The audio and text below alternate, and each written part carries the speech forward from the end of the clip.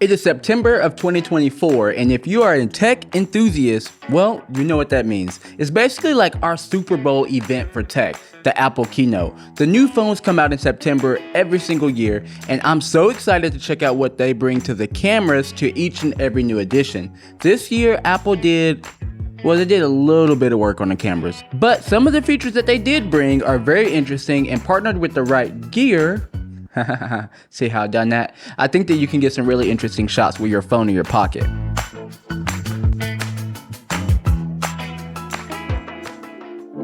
Okay, I'm gonna be honest. I have been sitting around on this gear in my closet for a very long time. But it's just because I wasn't very excited about iPhones recently and iPhone videography. I feel like it kind of got boring. I don't know how to say it. Yes, Apple Log came to the phone, but I really wasn't finding myself using it a ton, because also this year, tons and tons of new cameras just kept rolling out. Even though we had this awesome phone in our pockets, I wanted to get my hands on those new cameras because those new cameras were all over YouTube. But now with the new iPhone 16, I am super excited to get out and start creating with my phone again, and that's why I have this gimbal here with me today. Now, I've reviewed gimbals by Zhiyun in the past, and this video is not sponsored. However, this product was provided to me for free. With that being said, last year's model is quite a bit different than this year's model. So jumping right in, I want to talk about what some of those differences are, or at least the ones that I've noticed that I've enjoyed using as I've been testing out this gimbal on different shoots recently. Now, let's be honest, at this point, I'm sure you've had your experience with AI, and it's supposed to enhance our experience,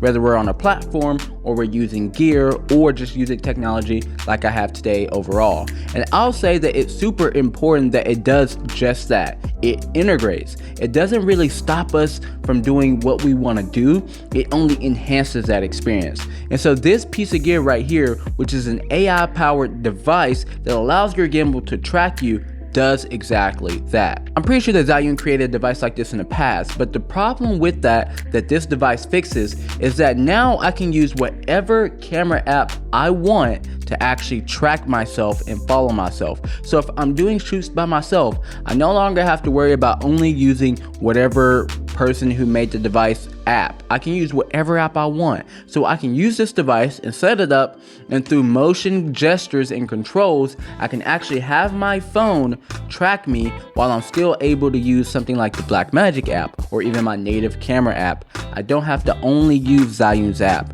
which I'm not saying there's any problems with Zhiyun's app. I would just rather use an app of my own choice. So all you have to do to get this up and running is literally slap this onto these magnetic pins right on top of the gimbal with your phone in place, balance the gimbal out, and then all you have to do is hold up an OK sign. Once you hold up that OK sign, you'll see the gimbal light turn green, and now it is tracking you. So you can move all around and it's going to track you as best as possible.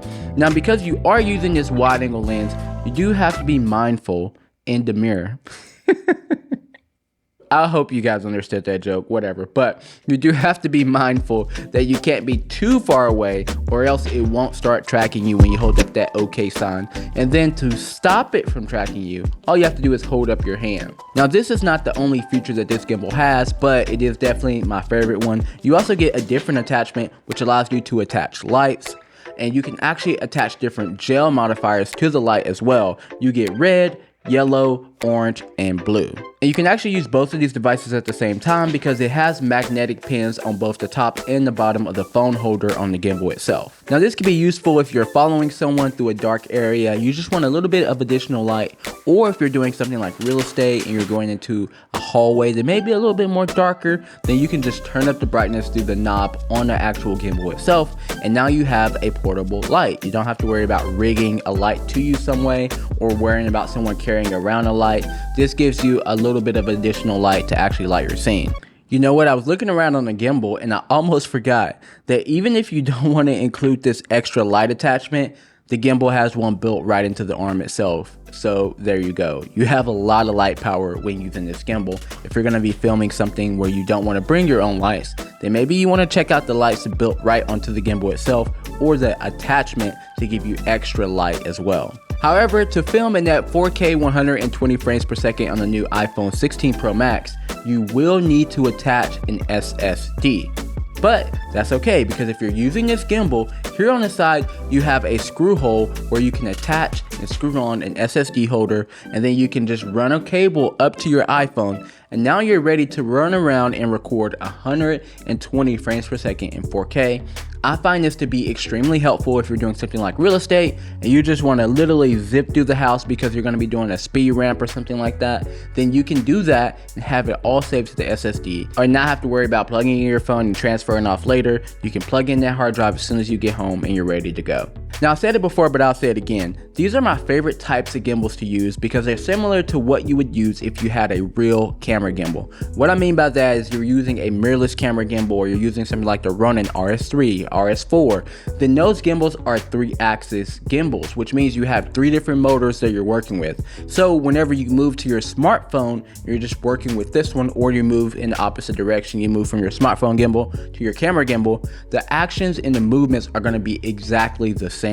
And I like that because it's just good for muscle memory. So I'm super excited to get the new iPhone 16 Pro Max and run around with super stable footage using this gimbal, because even though the iPhone films in that 120 frames per second at 4K, if you do any movements that aren't very stable, you're still gonna see that whenever you are doing those speed ramps, or you're just trying to get some really stable footage. So being able to have 4K 120 and then a super smooth gimbal to help you get those shots, I just think it's gonna look like butter. I'm super excited to try that in the Apple log coming up.